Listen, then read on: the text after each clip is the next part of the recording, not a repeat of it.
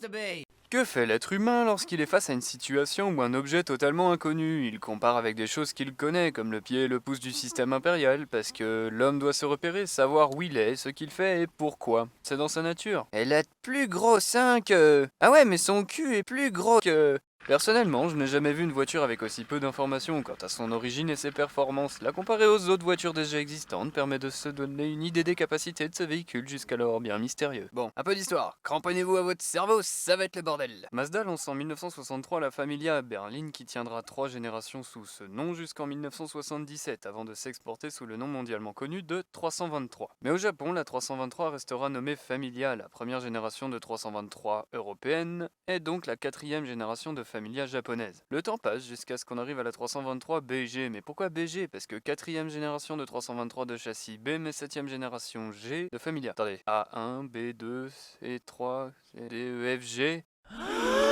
La BG existe en 3 versions, chacune d'entre elles est importée là où les 2 autres n'y sont pas, la sedan BG 4 portes pour l'Afrique du Sud et l'Australasie, sous le nom de 323 protégé, la 323 Astina BG, plus connue en Europe sous le nom de 323 F Fastback, et notre fameuse 323 BG 3 portes hatchback. Enfin bref, c'est un vrai bordel dans les noms quoi. Et bien sûr, au sein de chacune des 3 déclinaisons existent des dizaines de motorisations. Aujourd'hui dans Kitschland...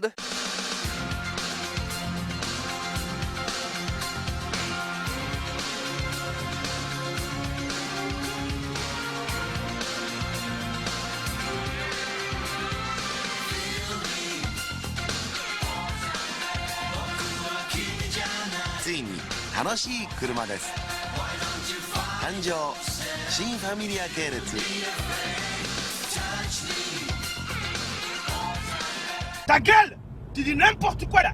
La GTX existe depuis 1986 et a remporté quelques victoires en WRC, mais concrètement, c'est un peu la fille réservée au lycée qui s'habille avec des t-shirts XXL de Nirvana ou Motley Crue, dû à un manque de confiance en soi pour ne pas dévoiler les formes qui font d'elle une jeune femme si mature, ô combien plus harmonieuse que celle de ses copines maquillées depuis l'âge de 14 ans, semblant vivre des aventures torrides et passionnées avec des princes charmants différents à chaque fin de semaine. Au bout d'un moment, les constructeurs concurrents de Mazda ont compris qu'il fallait passer un cap et faire des voitures sportives dédiées à la FIA. Warmbold, ancien pilote de rallye et fondateur de la team Mazda 88, se sentant frustré, pria le Seigneur et envoya une lettre pour que Mazda se bouge les fesses et fasse quelque chose de tous potentiel, pour que la marque conçoive une voiture plus mature, plus affirmée, tout en restant accessible pour les jeunes. Il fit ainsi une sorte de chantage en disant qu'il quitterait Mazda pour Lancia et sa Delta Evolution. Mazda rappliqua alors par un t'inquiète pas mon mignon, le GTR arrive, elle aura tellement de patates que tes vertèbres vont se tasser et que tes omoplates vont fusionner avec tes fesses. Il joignit alors une photo de l'arme de destruction massive qui sera produite à 2500 exemplaires dont 200 pour la France. Pourquoi je dis ça? Parce que Mazda a dévergondé la GTX de 86, la métalleuse porte désormais des robes et s'est métamorphosée en BGGT. C'est un modèle emblématique mais méconnu, pionnier du segment mécaniquement et esthétiquement. Très vite, elle se construisit une réputation dans le milieu des rallyes amateurs. Elle engendra la GTX en 91 et enfin la GTR en 93. En gros, la GT c'est le gâteau, la GTX c'est le glaçage et la GTR, les machins sucrés colorés super bons là. La GT est l'élément déclencheur d'un roman dont l'histoire se poursuit encore aujourd'hui. Le nom 323 resta jusqu'en 2003 et devint la Mazda 3. La version GT est la grand-mère de la Mazda 3 MPS actuelle, ou Mazda Speed 3 aux US, ou Mazda Xela au Japon. Blablabla, on s'en bat les couilles! Après avoir retrouvé son certificat de naissance, son vrai nom est donc 1991 Mazda Familia 323 BGGT 1.8 litre i16 valve DOHC 3 portes hatchback. Si ces versions sportives ont vu le jour, c'est tout de même grâce à la gamme Pecno standard baptisée des initiales GL, aux motorisations pâteuses et au design fade. Les versions sport, outre la GTR et ses hublots de machine à laver, n'ont que quelques éléments de différence avec les normales. Les GL, GT, GTR sont, pour les novices en matière d'automobile ou les gens qui s'en battent complètement les glandes à foutre, 3 modèles identiques.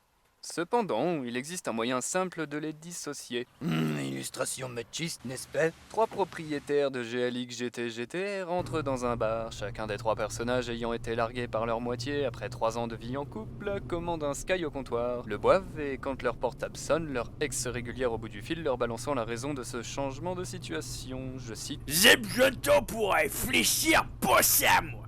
J'espère que tu comprendras. Les réactions sont différentes d'un conducteur à l'autre. Si c'est ce que tu veux, ok, enfin, je veux que ton bonheur après tout. Hein. T'imagines même pas toutes les nanas avec qui je vais devoir coucher pour t'oublier. Tiffany, Sandra, Merde, c'est quoi ton nom déjà? Comme je viens de le démontrer, le choix d'un modèle de 323 dépend avant tout de la quantité de métal contenue dans les couilles de notre jeune célibataire. Bref, non, plus sérieusement, aucun film, aucun jeu ou tout autre moyen d'expression virtuelle comme Need for Speed, Midnight Club, Gran Turismo, Forza 60 secondes chrono et même Fast and Furious, parle pour les 3 premiers bien entendu, ne nous présente la 323 BG GT comme ils savent le faire avec les RX-7, Skyline, NSX, Lancer Supra et autres JDM des années 80, 90, 2000 qui font partie de notre génération. Mais bordel, ils ont mis celle-là, même pas la 323 GT. Mais c'est de la merde ce truc. Mais c'est chier. Ah si, me souviens, la seule 323 BG était la GTR et a été dans Gran Turismo 2, disponible dans la section des occasions.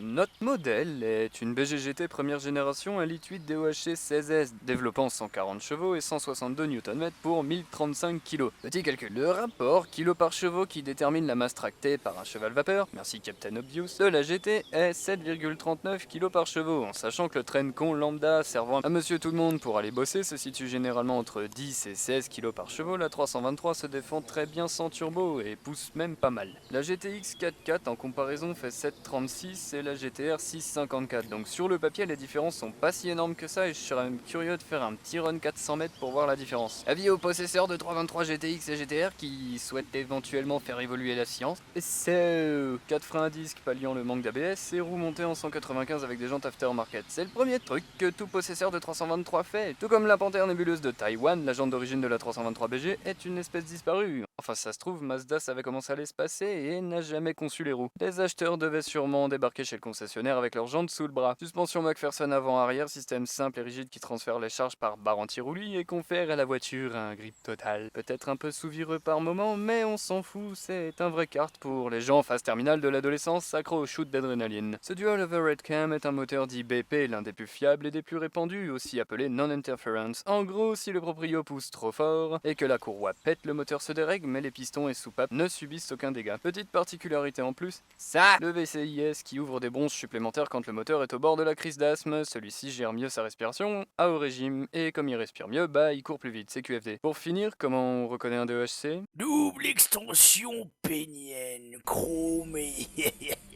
Et le bruit.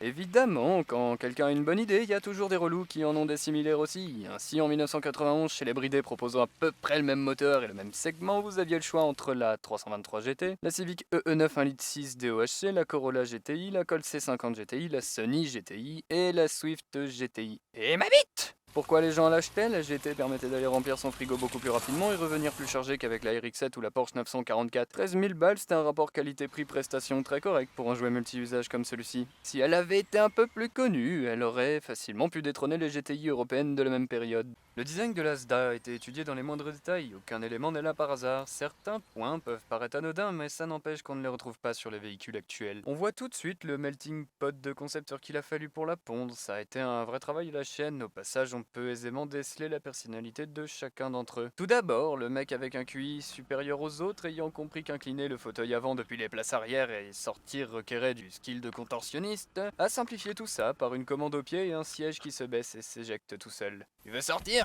Tiens, voilà, casse-toi! À cela s'ajoute un déflecteur pour plaquer l'essuie-glace à haute vitesse. Il a également eu l'idée d'écrire l'emplacement des fusibles sur le caisson prévu à cet effet, car le consommateur lambda en panne face à son manuel d'utilisation tourne vite au... Oh, je vais pas comprendre ce que tu dis! Puis vient l'ingénieur testeur et son siège baquet monobloc fermé jusqu'aux appuis-têtes et secondé par le mécano qui a foutu un soufflet pour éviter que la graisse pisse de partout. D'ailleurs, ça devait être un maniaque parce que l'intérieur est bourré de soufflets. Doit protéger le précieux.